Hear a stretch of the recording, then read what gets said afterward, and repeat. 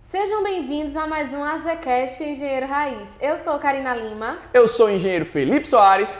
E hoje nós vamos conversar sobre os diferentes tipos de obras e as diferenças que existem entre elas. Olha, fica nesse vídeo até o final, porque o conteúdo é exclusivo. E conhecendo essas diferenças, vocês vão descobrir qual o impacto que elas causam no final da obra e até mesmo para decidir se você deve entrar ou não nessa bocada. Felipe, então minha primeira pergunta para você eu sei que existem vários tipos de obras de construção, mas se você pudesse dividir os tipos de obra existentes, como você dividiria? Olha, eu poderia dividir de várias formas. O primeiro, obras de infraestrutura, obras rápidas, obras express, como a gente chama, ou obras de prédio, residência, enfim. Eu não gosto de dividir dessa forma, tá? Eu prefiro dividir pelo tipo de contratação ou pelo tipo de pagamento da obra. Como assim, Felipe? Olha, basicamente nós temos dois tipos para qualquer obra, de qualquer finalidade, qualquer natureza. O primeiro é a obra pública, o segundo é a obra privada. Nós temos aí contratantes diferentes e isso causa um impacto muito grande no final, porque existem diferenças na contratação, diferenças na forma de pagamento. Então, assim, são coisas, Karina, que fazem, que eu posso dizer o seguinte, são coisas, Karina, que são determinantes para cada tipo de contratação dessa aí. Então, esses dois grupos são fundamentais. É interessante salientar, sabe o quê? Que mesmo sendo o mesmo objeto, por exemplo, uma obra de uma escola, eu posso tratar de uma escola de obra pública como uma escola de obra privada, tá? A grande diferença é que quem está me contratando é um agente público, seja ela uma prefeitura, o estado ou o Brasil federal, digamos assim, uma obra federal, como a obra privada pode ser o quê? Um cliente, uma pessoa, uma empresária. E isso, cara, faz toda a diferença no decorrer da obra. Então agora me explica melhor as diferenças entre esses dois tipos de obra, pública e privada. Quais são as principais características de cada uma delas? Olha, eu costumo dizer, Karina, que eu posso dividir em três principais diferenças entre elas. A primeira é a disponibilidade financeira. Obra pública, pessoal, o dinheiro vai na frente. Olha, eu estou sendo bem aberto aqui, tá? Você que não tem capital suficiente, não inventa de entrar na obra pública sem ter um investidor, sem ter capital para tocar aquela obra. Por quê? Na obra pública, o órgão não te paga para você executar. Você executa para receber depois. Então, mesmo que eu ganhe a licitação, que eu participe de todo o processo, que eu assine a ordem de serviço, eu tenho que ter capital para poder começar aquela obra. E aí, posteriormente, é que o órgão, através de medição, de um engenheiro fiscal do município, vai lá aferir, medir o que eu executei para poder fazer o posterior pagamento. Então, eu preciso ter dinheiro, que isso fique bem claro. De onde esse dinheiro vai vir, se é de investidor, não importa, mas o dinheiro vai na frente. Beleza? Já quando eu estou tratando com obra privada, eu não preciso ter dinheiro, eu não preciso ter nenhum real no bolso, tá? Geralmente, tá? Existem exceções, mas eu não vou falar aqui agora, não é o assunto dessa aula, desse podcast. Mas o que é que acontece? Quando o cliente me contrata, eu cobro um valor da entrada. Ele me paga um adiantamento para que eu reverta em obra, para que eu pegue, por exemplo, 20% do valor da obra e comece a executar. E aí, posteriormente, eu vou receber as demais parcelas através de medição. Vamos dar um exemplo bem prático, pessoal. Presta atenção. Se uma obra custa 100 mil reais e você pegou 20% de adiantamento, é 20 mil reais. Eu vou pegar esses 20 mil e transformar em obra, em execução. Aí você pode estar se perguntando, Felipe, mas espera aí, se tu pegou 20 mil, transformou em obra, como é que você vai medir alguma coisa se você só executou 20%? Não necessariamente, gente. Presta atenção.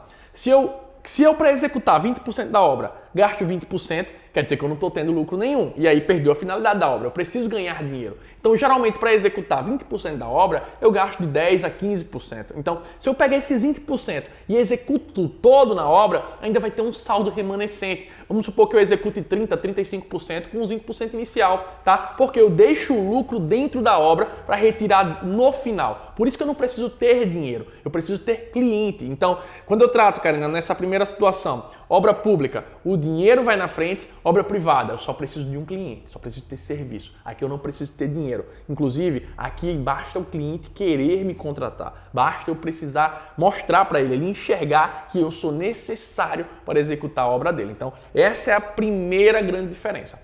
A segunda diferença é na orçamentação. Olha, quando eu estou tratando com obra pública, eu tenho que entender que eu tenho leis, acórdãos, súmulas. Eu estou tratando de um órgão público, então é o dinheiro público que está envolvido. E eu devo seguir todas as legislações necessárias para fazer tanto o orçamento como a minha proposta. Primeiro caso que eu tenho que dizer aqui para vocês é o seguinte, gente.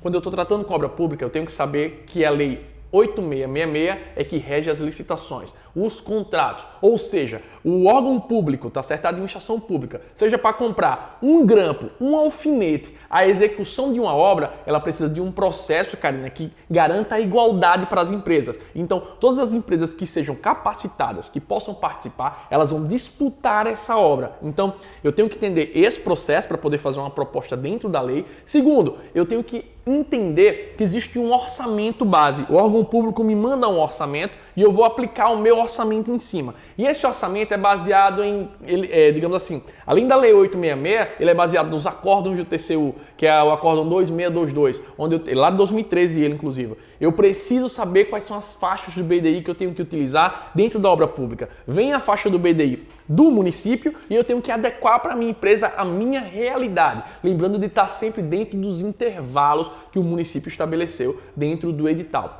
2. O preço base para a obra pública, se essa obra tiver R$1 de verba do governo federal ou R$1 da administração pública, eu tenho que seguir SINAP e Sicro.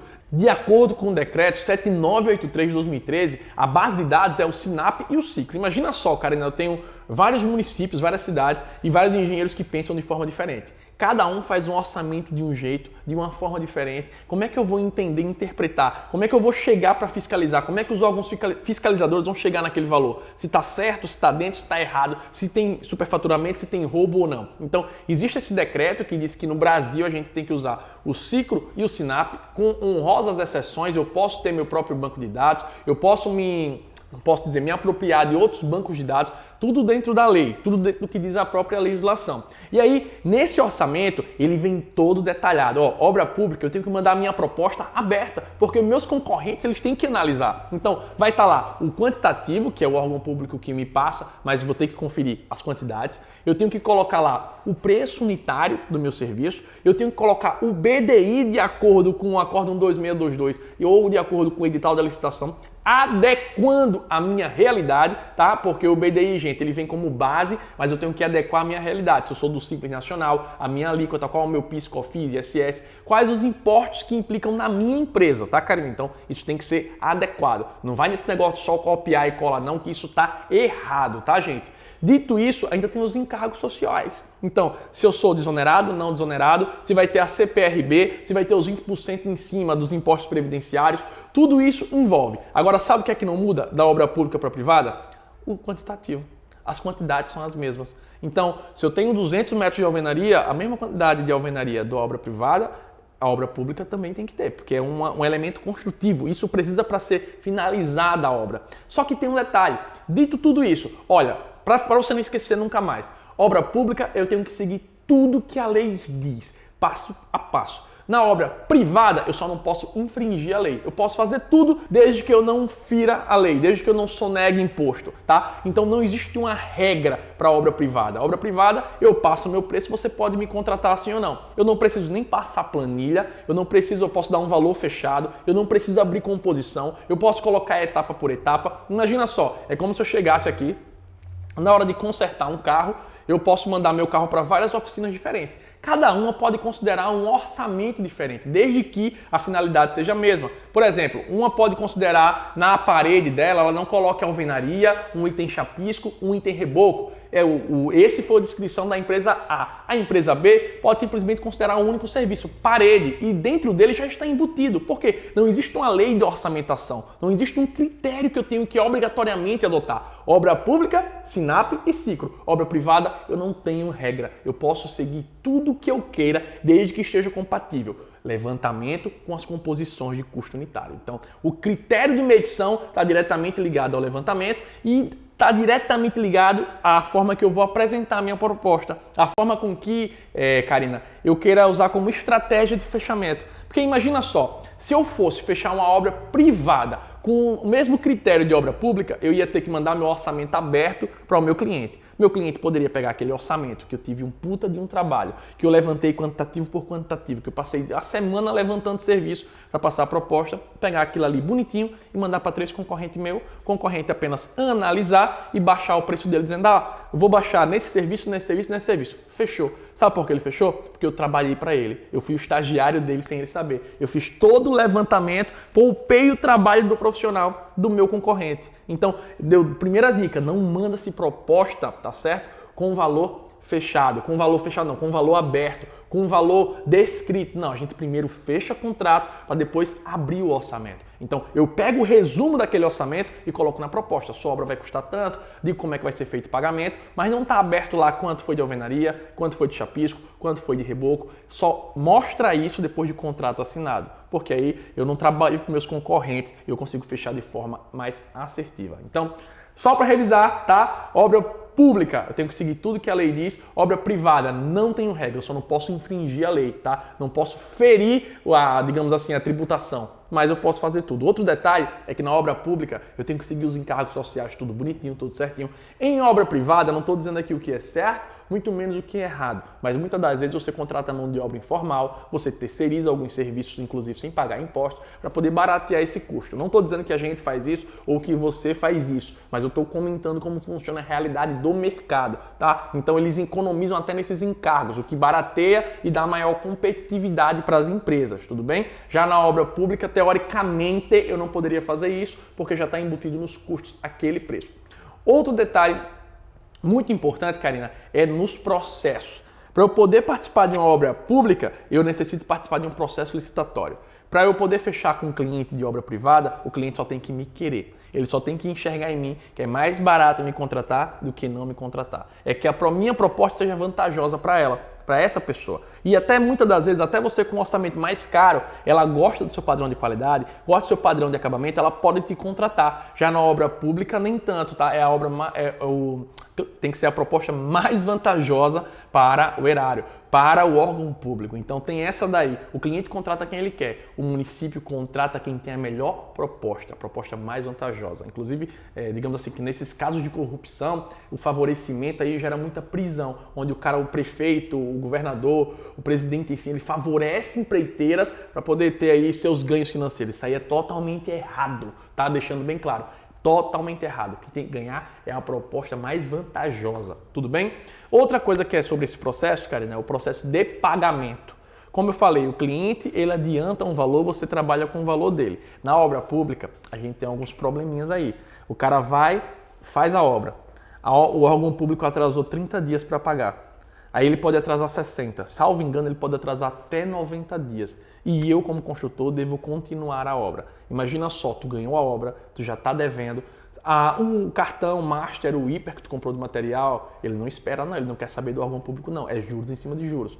A mão de obra, o cara que trabalhou o mês todinho, ele não quer saber disso não. Então tem que ter um cuidado muito grande, porque esse processo muitas vezes engessa o construtor. Cara, infelizmente, você vê aí um monte de obra parada. Comenta aí, na tua cidade, tem obra parada? No teu estado, tem obra que tem 6 meses, 8 meses parado? Muitas das vezes o cara acha que a culpa é do construtor que abandonou. Mas algumas vezes, pessoal, o órgão público simplesmente trava pagamento e o construtor que depende do dinheiro para poder rodar a obra, como é que ele vai continuar? Como é que ele vai prosseguir a obra? Assim como também tem construtores que são errados, fazem jogo de planilha, consomem a gordura na obra nas 2, 3 primeiras medições e abandonam para quem vier depois levar os prejuízos com saldo remanescente. Entendeu? Imagina só, uma obra de 100 mil reais, ele bota os valores lá embaixo das últimas etapas, deixa a gordura no começo, come a gordura do começo da obra e deixa aí a merda, digamos assim, para quem vier depois. E não tá nem aí. Então, acontecem várias coisas no meio do órgão público que impedem, às vezes, a obra de ter sucesso. Desde a burocracia, desde os processos que são muito custosos,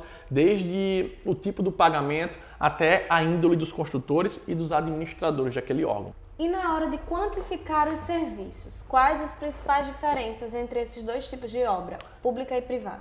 Primeira coisa que é muito importante frisar, Karina, olha, levantar quantitativo tem que estar atrelado diretamente ao critério de medição. Se eu estou trabalhando com obra pública, eu vou entender o que diz o SINAP, eu vou pegar o livro de metodologias e conceitos e entender como quantificar aquele serviço. Vou dar um exemplo. A alvenaria pelo SINAP, pelo critério SINAP, o que é que ela diz? Eu tenho que quantificar a área líquida da parede, ou seja, descontar todos os vãos. Então, dentro do meu orçamento, eu vou pegar lá a área, comprimento e descontar cada vãozinho daquele para colocar na minha planilha orçamentária. Se eu erro o levantamento, o meu orçamento já está furado, gente. Então, o levantamento é o coração do orçamento da obra, tá? Então, o levantamento eu digo que é o pulmão. Sem ele, não tem como fazer um orçamento assertivo. Então, o levantamento, Karina, se eu errar nele, eu já erro direto o orçamento, já erro direto o planejamento, vai dar zebra. Então, eu tenho que ter esses critérios. Quando eu estou seguindo obra privada, eu posso levantar e tenho que levantar também, porque eu preciso comprar material, eu preciso pagar a produção, preciso pagar a mão de obra, só que eu tenho o meu próprio critério. Eu posso fazer do meu jeito, eu posso considerar a alvenaria já com vergas e contravergas dentro da minha composição. Eu posso considerar a parede já com chapisco, com reboco, mas o que é que tem que estar alinhado? O quanto eu considerei de pedreiro, de cimento, de areia, de servente, junto com cada metro daquele. Se eu botei lá 1 metro quadrado de alvenaria, eu não posso botar a mesma quantidade de cimento se eu colocar 1 metro quadrado de parede. Por quê? Vai ter o assentamento da alvenaria, tem consumo de cimento. O chapisco tem consumo de cimento. O reboco tem consumo de cimento. Então, nesse caso aqui, eu tenho que detalhar mais ainda a minha composição. Eu posso fazer meu orçamento baseado pelo Sinap? Posso usar como referência, mas obra privada, o ideal é você estar sempre se apropriando de dados do mercado para ter uma melhor assertividade. Agora, a grande dica que eu vou dar aqui, para ambas as partes, se você quer ter um bom orçamento, você precisa ter um bom levantamento. Se você quer ter um bom levantamento quantitativo, você precisa ter bons projetos, para que eu consiga ler e interpretar, para extrair esses quantitativos, para poder orçar a obra. Então, essa sequência aí, posterior ainda vem planejar, porque o orçamento também está ligado com o planejamento, que está ligado com o levantamento. A engenharia, pessoal, se completa. Então, seja na obra pública, seja na obra privada, eu tenho que saber ler e interpretar projeto, eu tenho que saber levantar quantitativos. Qual o critério que eu vou utilizar? O que vai determinar é o critério que eu estou utilizando e o tipo de obra que eu estou utilizando. Falando em levantamento, qual dica você dá para quem quer saber como fazer um levantamento da forma correta? Semana dos levantamentos precisos. Nós faremos um evento de 7 a 11 de setembro, totalmente online e totalmente gratuito, onde você vai aprender tudo o que você precisa saber sobre critério de medição, como quantificar, como fazer isso de forma rápida, os principais erros do mercado e o porquê que eu devo conhecer sobre o levantamento. Cara, é simplesmente um workshop fantástico. É uma semana de muito conteúdo, de segunda a sexta, conteúdo raiz sobre levantamento, com exemplos práticos e você podendo fazer comigo. Então, é algo diferenciado que você não vê. Olha, eu garanto uma coisa, isso você não aprende em faculdade nenhuma. Você aprende na escola da vida, na escola da engenharia. Obra após obra, serviço após serviço, beleza? Então, fica o convite, o link tá na bio, ou você me manda um direct quando ver esse vídeo aqui. Se você estiver vendo esse vídeo pelo YouTube, a gente vai deixar o link aqui embaixo, tá? Se você está vendo pelo Instagram, o link está na bio. Eu acho que é isso, pessoal. Muito obrigado. Fiquem todos com Deus. Não esqueçam de deixar a sua sugestão de temas para os nossos próximos AZCasts. E se você gostou desse assunto, ainda tem alguma dúvida, deixa aqui seu comentário também com a sua pergunta que você vai ser respondido. Agradeço a todos que nos assistiram.